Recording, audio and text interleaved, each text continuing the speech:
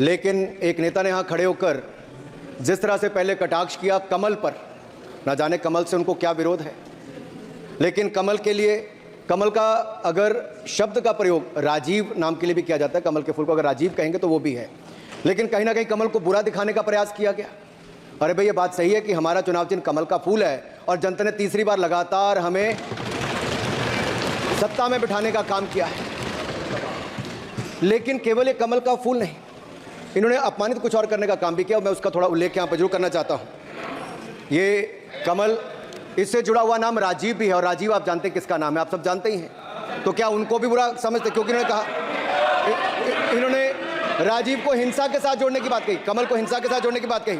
लेकिन मैं कहना चाहता हूँ, माँ लक्ष्मी का आसन भी कमल है, हमारा राष्ट्र पुष्प भी कमल है, और जिस पद्मासन मुद्रा में सिंधु सभ्यता में भगवान शिव की पशुपति नाथ के रूप में मूर्ति मिली थी, लोकमान्य तिलक पद्मासन मुद्रा में ही समाधिलीन हुए थे। आप कहते हैं कमल के चारों तरफ हिंसा है।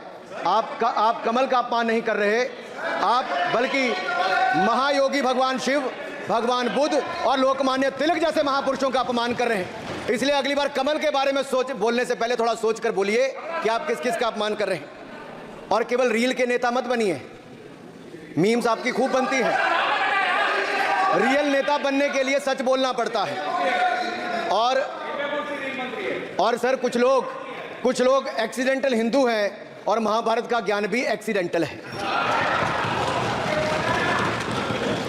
और उस नेता के अलावा और कौन नहीं जानता कि महाभारत में अभिमन्यु का वध 7 महारथियों ने मिलकर किया था। जयद्रथ, दुर्योधन, दुशासन, कर्ण, द्रोणाचार्य, कृपाचार्य और शकुनी। लेकिन राहुल जी ने कभी महाभारत, शायद, अब मुझे तो पता नहीं, पढ़ा भी नहीं, पर देखा भी नहीं होगा शायद सर, मुझे लगता है अंकल सैम ने लिख कर दिया होगा, अंकल सोरोस ने लिख के दिया होगा, कहीं से पर्ची बनकर आई होगी और कूल डूड बनने का प्रयास किया होगा। मैं इतना ही कहूंगा, कल जो चक्रव्यूह में फंसाने की बात कर रहे थे, वो कर्ण को करना कह रहे थे, कृपाचार्य जी को कृपचाय बोल रहे थे। चलिए छोड़िए उसको।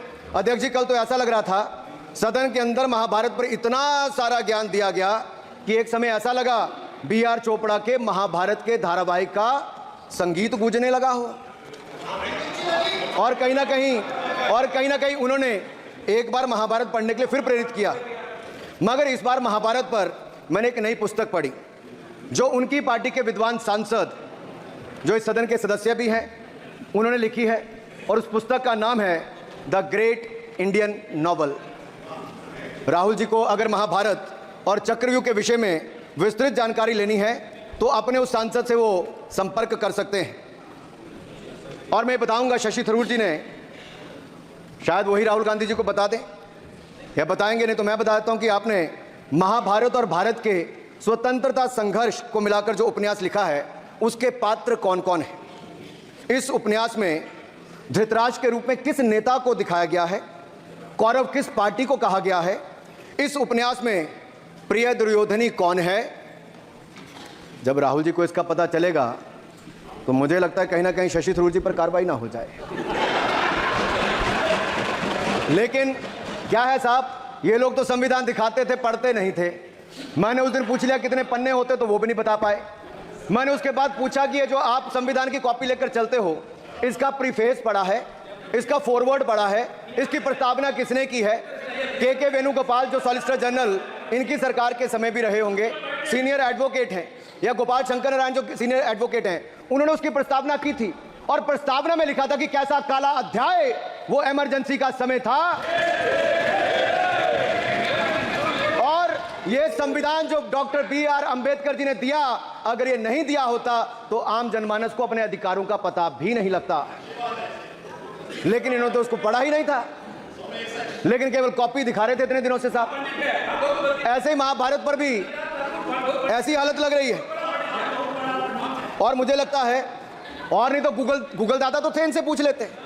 आप क्या करते हो साहब, साथ में को बताया करो। सर, इस उपन्यास के, माननीय सभापति जी, इस उपन्यास के